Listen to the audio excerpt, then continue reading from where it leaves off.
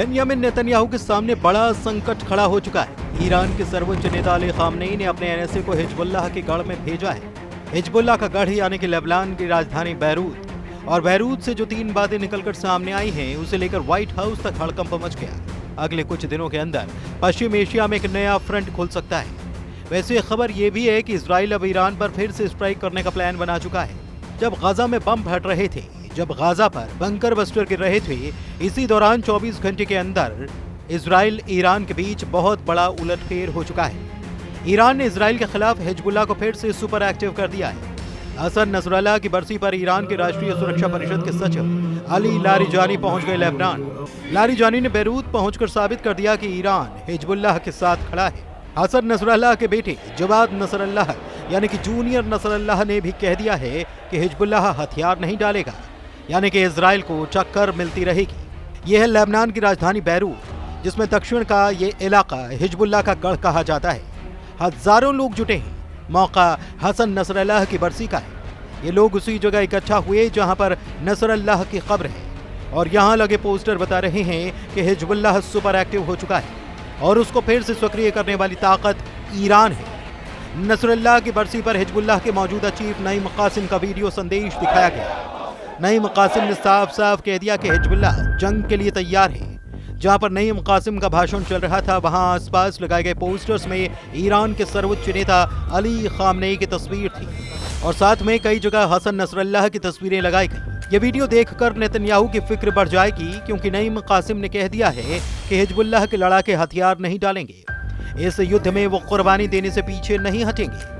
नईम कासिम ने जो बात कही उसके पीछे ईरान से मिलने वाला इशारा भी है। हसन नसरल्लाह की बरसी पर ईरान के राष्ट्रीय सुरक्षा परिषद के सचिव अली लारिजानी का होना एक बहुत बड़ा मैसेज है। मैसेज ये कि हिजबुल्लाह खत्म नहीं हुआ, हिजबुल्लाह जिंदा है, हिजबुल्लाह लड़ता रहेगा, और ये तीनों बातें सबसे ज्यादा इजराइल को तनाव देंगी। ईरान इस बात की गारंटी दे रहा है। बैरूत में ड्रोन वीडियो बनाकर हिजबुल्लाह ने अपनी ताकत दिखाई है। अब से पहले हिजबुल्लाह को खत्म माना जा रहा था। हिजबुल्लाह पर हथियार डालने यानी कि सरेंडर का दबाव बनाया जा रहा था, लेकिन नसरल्लाह की बरसी पर हिजबुल्लाह ने बता दिया कि उसका युद्ध खत्म नहीं हुआ। हिजबुल्लाह को लेकर सबसे चौंकाने वाली खबर तो कुछ और है। एक तरह से इजराइल के खिलाफ एक नया चक्रव्यूह बनते हुए नजर आ रहा है। हिजबुल्लाह चीफ नईम कासिम ने कहा कि वो सऊदी अरब से बेहतर संबंध चाहते हैं। नईम कासिम यानी कि हिजबुल्लाह के सऊदी अरब से संबंध सामान्य होते हैं, तो इससे इजराइल के खिलाफ एक बड़ा चक्रव्यूह बनते हुए देखा जा सकता है। ईरान में राष्ट्रीय सुरक्षा परिषद के सचिव अली लारिजानी ने भी कहा कि सऊदी अरब एक मित्र देश है, और वो हिजबुल्लाह की सऊदी अरब से बातचीत की पेशकश का स्वागत करते हैं। अब सवाल यह है कि क्या इजराइल के खिलाफ ईरान, हिजबुल्लाह और सऊदी अरब एक प्लेटफॉर्म पर आ सकते हैं? 19 सितंबर को नईम कासिम ने सऊदी अरब के क्राउन प्रिंस मोहम्मद बिन सलमान को बड़ा मैसेज दिया था। नईम कासिम ने कहा था कि वो सऊदी अरब के साथ नया रिश्ता कायम करना चाहते हैं, बातचीत चाहते हैं, ताकि दोनों पक्षों के बीच जो दिक्कतें रही हैं उन्हें दूर किया जा सके। सऊदी अरब के लिए हिजबुल्लाह का मैसेज अरब मीडिया में छाया रहा, क्योंकि हिजबुल्लाह चाहता है कि इजराइल के खिलाफ अब सऊदी अरब उसके साथ खड़े हो जाए।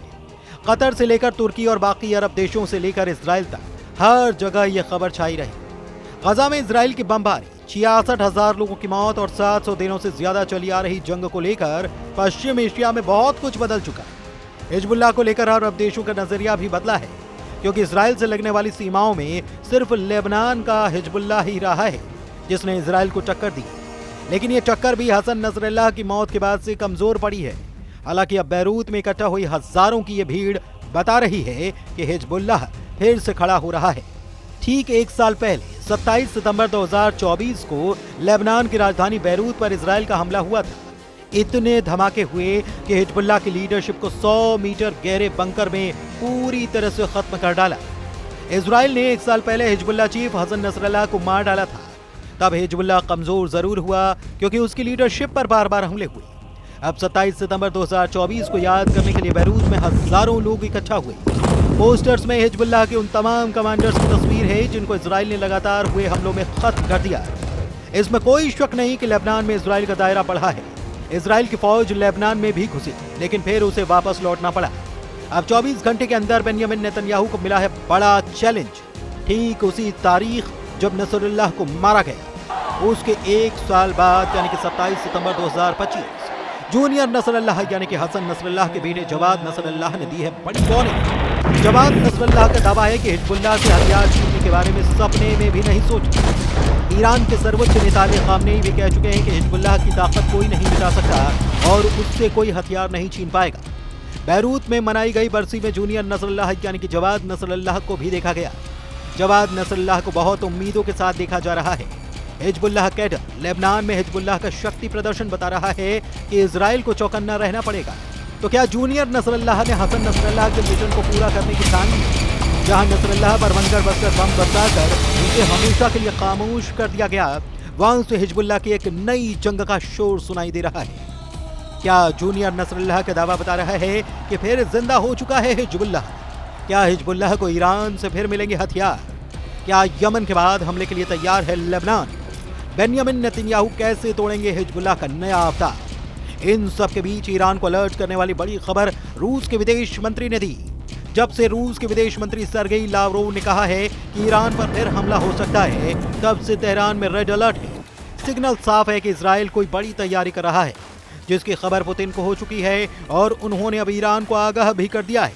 रूस और ईरान की दोस्ती बहुत पक्की है। यूक्रेन के युद्ध में ईरान ने रूस को बड़ी मदद की। हजारों शायद ड्रोन रूस को सप्लाई किए और इन्हीं ड्रोन की टेक्नोलॉजी से रूस ने अपनी ड्रोन फैक्ट्री तैयार की। ईरान की ड्रोन वाली सपोर्ट ने ज़ेलेंस्की की फौज का जीना मुश्किल कर रखा है। इस बात का ख्याल पुतिन को है, इसलिए उनके आदेश पर रूस के विदेश मंत्री ने संयुक्त राष्ट्र में ईरान से हो रही नाइंसाफी का मुद्दा भी उठाया।